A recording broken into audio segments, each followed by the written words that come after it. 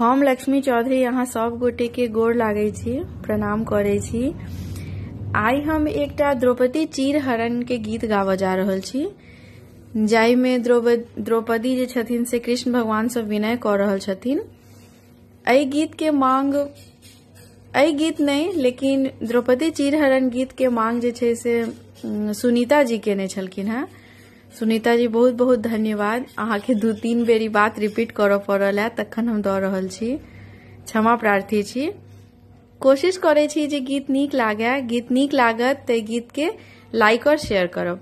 धन्यवाद। मुरारी विपत्ति पड़ल अछि भारी, अबला नारी कानी रहल अछि, अबला नारी पुकारी रहल अछि, दुशासन खींचे सारी। मुरारी विपत्ति पड़ल अछि भारी, मुरारी विपत्ति पड़ल अछि भारी, अबला नारी पुकारी रहल अछि, अबला नारी पुकारी रहल अछि, दुशासन खींचे सारी। मुरारी विपत्ति पड़ल भारी, युधिष्ठिर छथि धर्मक पालक, अर्जुन धनुषाधारी, युधिष्ठिर छथि धर्मक पालक, अर्जुन धनुषाधारी,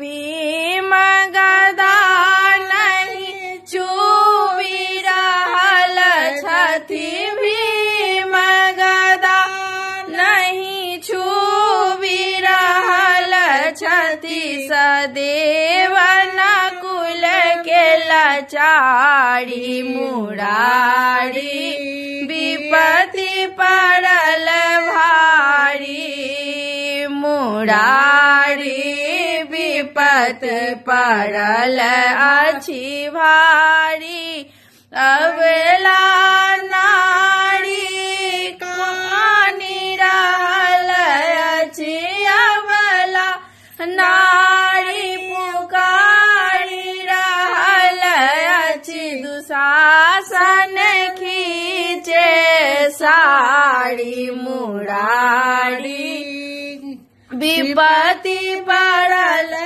अछि भारी, भरल सभा में भीष्म जे कानथि, धृतराष्ट्र जे अकानी, भरल सभा में भीष्म जे कानथि, धृतराष्ट्र भेला अकानी, कृपाचार्य छथि नयन झुकाने, द्रोणाचार्य छथि नयन झुकाने, दुर्योधन हर्षित छाती। मुरारी विपत्ति पड़ल अछि भारी, मुरारी विपत्ति पड़ल अछि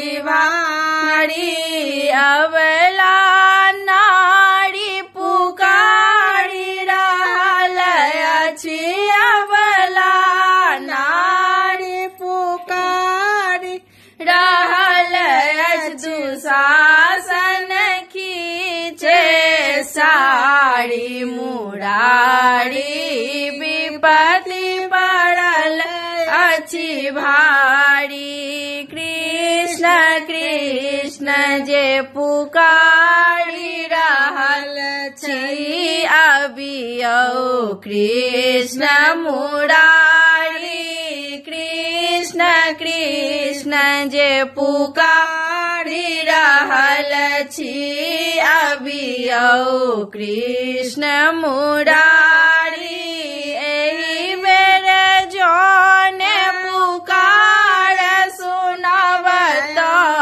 एहि बेर जौन पुकार सुनबत अपजस होयत भारी मुरारी विपत्ति पड़ल अछि भारी मुरारी विपत्ति पड़ल अछि भारी अबला नारी पुकारी रहल अछि अबला नारी पुकारी रहल अछि दुशासन खींचे साड़ी मुरारी विपत्ति पड़ल अछि भारी मुरारी विपत्ति पड़ल अछि भारी।